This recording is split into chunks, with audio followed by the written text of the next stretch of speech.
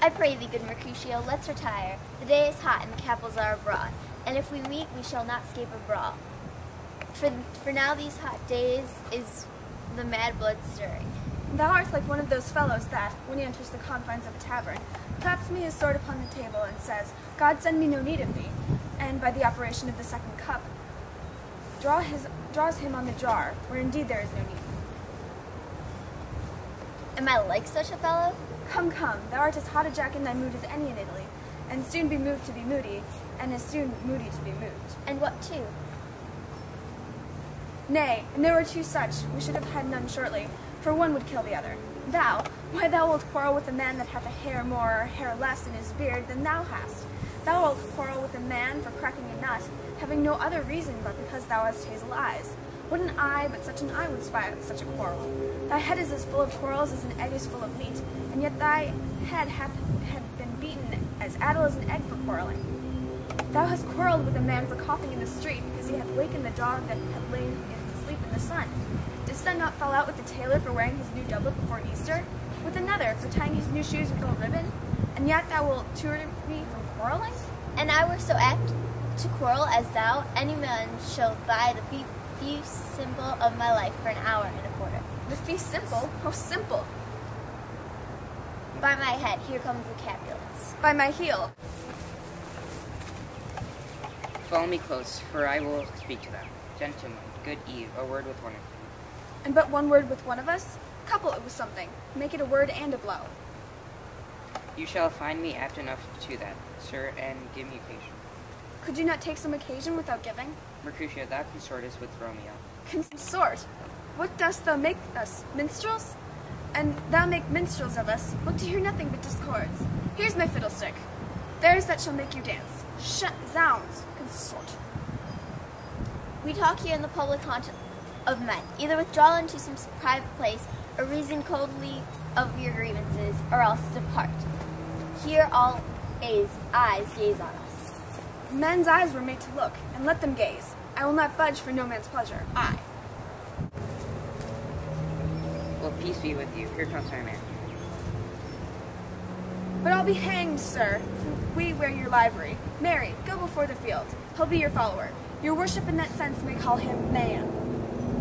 Romeo, the love I bear that he cannot afford no better term than this. Thou art a villain. Tybalt, the reason that I have to love thee doth much excuse the appertaining rage to such a greeting. Villain I am none, therefore farewell. I see thou knowest me not. Boy, this shall not excuse the injuries that thou hast done me. Therefore turn and drop. I do protest. I never injured thee, but loved thee better than thou canst devise, till thou shalt know the reason of my love. And so, good Capulet, which name I tender as dearly as my own, be satisfied. Oh, calm, dishonorable, vile submission. All staccato carries it away. Tybalt, you rat catcher, will you walk?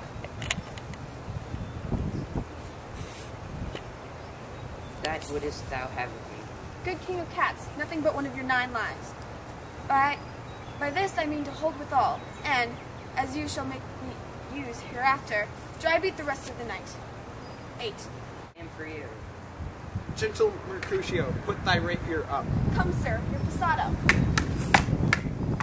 Drop at Folio, beat down their weapons. Gentlemen, for shame forbear this outrage. Tybalt, Mercutio, the prince expressively hath forbid this bandying in Verona streets. Hold Tybalt, good Mercutio. Away. I am hurt. A plague of both your houses. What, art thou hurt? A scratch. Mary, 'tis enough. Where's my page? Go, villain. Fetch a sergeant. Courage, man, the hurt cannot be much. No, 'tis not so deep as a well, nor as wide as a church door. 'Tis enough. 'Twill serve. Ask for me tomorrow, and you shall find me a grave man. I am peppered, I warrant, for this world. A plague of both your houses. Zounds, a dog, a rat, a mouse, a cat, to scratch a man to death. A braggart, a rogue, a villain, that fights by the book of arithmetic. Why the devil came you between us? I was hurt under your arm. I thought all for the best. Help me into some house, Benvolio, or I shall faint. A plague of both your houses. They have made worms meat out of me. I have it, and soundly too. Your houses!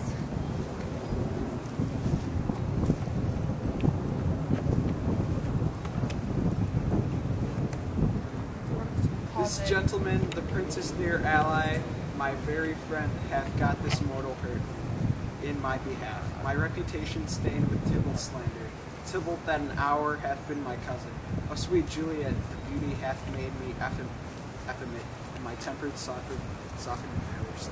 Romeo, brave Mercutio said, whose gallant spirit hath aspired the clouds, which too untimely here did scorn. This day's black fate on more days doth depend. This but begins, though others must end. Here comes the furious Tybalt back again. Alive in triumph, and Mercutio slain.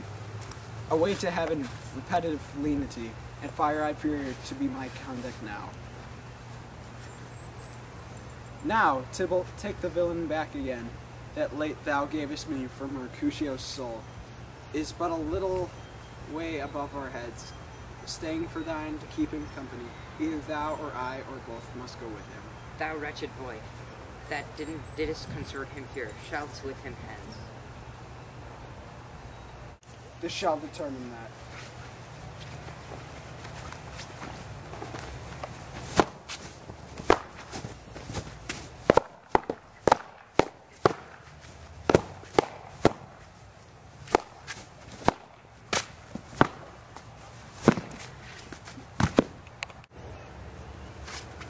Romeo, away, begone. The citizens are up, and Tybalt here slain.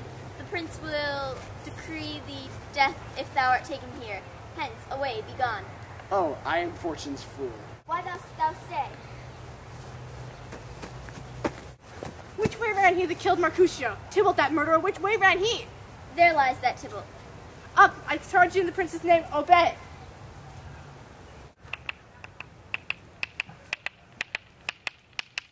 Where are the vile beginners of this fray? O noble prince, I can discover all the unlucky manage of this fatal brawl. There lies the man, slain by young Romeo, that slew thy kinsman, brave Mercutio.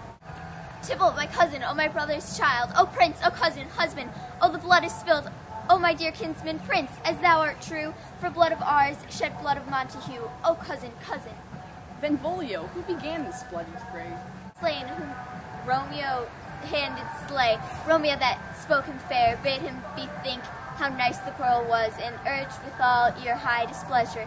All this uttered with gentle truce, with the unruly spoken of Tybalt, deaf to peace, but that he tilts with piercing steel at bold Mercutio's breast, who all as hot turns deadly point to point, and with a mortal scorn with one hand beats cold death aside, and with the other sends it back to Tybalt, whose dexterity returns it.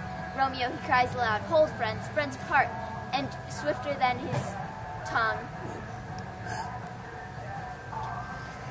swifter with his tongue, his agile arm beats down their fatal points, and twixt thrust from them rushes, underneath whose arm an envious thrust from Tybalt hit the life of stout Mercutio, and then Tybalt fled, but by and by came back to Romeo, who had but merely entertained revenge, and to they go like lightning, for ere I could draw to them to part them, was stout Tybalt slain, and as he fell did Romeo turn and fly. This is the truth, or let Benvolio die.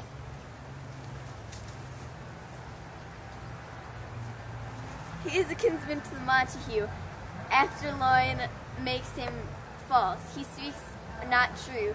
Some 20 of them fought in this black strife, and all those 20 could but kill one life. I beg for justice, which thou, prince, must give. Romeo slew Tybalt. Romeo must not live.